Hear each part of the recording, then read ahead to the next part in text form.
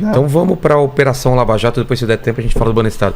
A Operação o Banestado só, que né, te dizer assim, o pessoal às vezes inventa muita história. Não, o Banestado foi um caso gigantesco de lavagem de dinheiro. Gigantesco, que tamanho? É coisa de bilhões. Os fatos mesmo são de 96 a 98, mas se prolongaram até mais ou menos 2001, 2002. O caso chegou na minha mão em 2003. Era um caso que estava praticamente morto, porque antes tramitava lá em Foz do Iguaçu, na Justiça Federal, e eles não tinham estrutura para cuidar do caso. Acabou sendo transferido o caso para mim, em 2003. O Ministério Público Federal fez uma força-tarefa, a Polícia Federal fez uma força-tarefa, e foi feito todo um esforço. Né? Era um caso de lavagem de dinheiro. Tá. Gente mandando dinheiro para fora do país com fraude. Mandar dinheiro para fora do país não é crime. Se fizer dentro da lei. Nós estamos na globalização. Receber dinheiro de fora do país não é crime. Tá? Mas, quando você utiliza o expediente fraudulento, que é o que eles faziam, aí você pode ter um crime. E no caso, tinha muita gente dessas pessoas que mandaram dinheiro, que era caso de tráfico de drogas, que era caso de crime de corrupção. Né? A grande maioria mesmo era sonegação. Que aí é não que não seja crime, mas é um crime menor do que os outros dois, pelo menos. Entendi. Mas foi um caso que a gente conseguiu fazer, na época, isso foi em 2004, a maior operação da Polícia Federal até então, que foi chamada Operação Farol da Colina. Que nós conseguimos lá, eu decretei a prisão dos 60 maiores doleiros do país. Né? Aquilo gerou um impacto na época, porque o pessoal vinha esse negócio de doleiro meio... doleiro é estranho falar doleiro, dá a impressão que é uma pessoa que não... Qual é o problema de ter um doleiro? Mas não é essa a questão. Né? O problema é que a gente pensa às vezes no doleiro e pensa naquilo que a gente via às vezes casa de câmbio. Casa de câmbio, vai lá, o cara trocando dólar por real.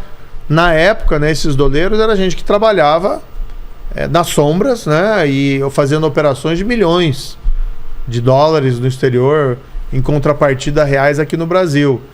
E o grande problema é que esse fluxo de dinheiro ele passava ao largo do controle das autoridades. Então você tinha lá, por exemplo, teve dinheiro que passou lá que é suspeito de ter vindo das obras superfaturadas aqui de São Paulo no governo do Paulo Maluf. Nossa, né? Lá de trás? Isso, lá de trás. Nossa. Teve dinheiro lá que suspeito também ter vindo de um policial chamado Comendador Arcanjo, lá do Mato Grosso, que era um policial, no fundo, controlava o crime organizado lá na região. Então tinha dinheiro de proveniência ilícita. Entendi. Né? E esses doleiros, eles operavam nesse tipo de mercado, de lavagem de dinheiro. Né? E foi um caso que a gente teve, por exemplo, essa Operação Farol da Colina, né? Naquela época foi um tremendo impacto. Né? Exato. Tinha até uma Recuperaram? CPI. Recuperaram a grana?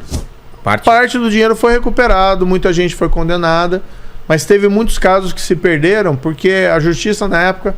Quer dizer, a justiça hoje ela é fraca em relação ao crime de colarinho branco. Você imagina em 2005, 2006. Muito mais fraca. Muito mais fraca. Então era muito raro você conseguir que uma prisão contra um criminoso de colarinho branco ela fosse mantida.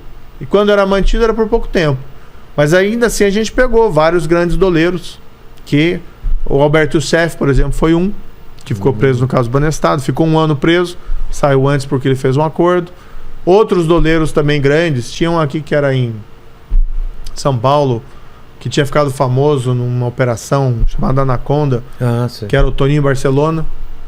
Né? Tinha um outro lá que foi preso. Enfim, eu não gosto de ficar falando muito nome, porque as pessoas até já foram... Algumas já cumpriram a pena e tudo, é meio chato, né? Mas enfim, foi uma grande operação da época. Agora tem um monte de mentira que espalham por aí. Por exemplo? Não, o pessoal dizendo, por que você não agiu no caso Banestado como foi na Lava Jato, né? Com aquele rigor. Eu posso dizer assim, meu amigo, eu agi com igual rigor. Quem não agiu com igual rigor foi o sistema. Né? Então a gente decretava as prisões, a gente julgava os casos rápidos, a gente era rigoroso na aplicação da lei. Agora, boa parte dos processos acabaram prescrevendo. Não darem nada, por quê? Aí quando recorre para um tribunal superior, lá em Brasília, ou às vezes até tribunal de segunda instância demorava anos e não dava em nada. Mas teve muita gente, né, que só acabou sendo responsabilizada, talvez não na medida que seria o caso, mas por causa do esforço do Ministério Público, da polícia e o meu próprio esforço na época. Entendi. Né? Então foi, olha, quando o pessoal fala assim, por que você não se esforçou? Dá vontade até de dar um tapa, viu? Porque, meu amigo, fiz das tripas coração nesse caso. É isso que eu queria entender, porque o seu trabalho, ele depende do trabalho de outras pessoas em conjunto. Não é você só que você julga, você prende e você manda soltar, né?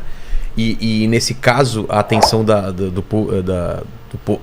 população não estava tão grande quanto a Operação Lava Jato, que estava todo mundo olhando para aquilo lá, né? Então todo mundo tomava mais cuidado, eu acho. Isso eu acho que é um dos motivos também, provavelmente.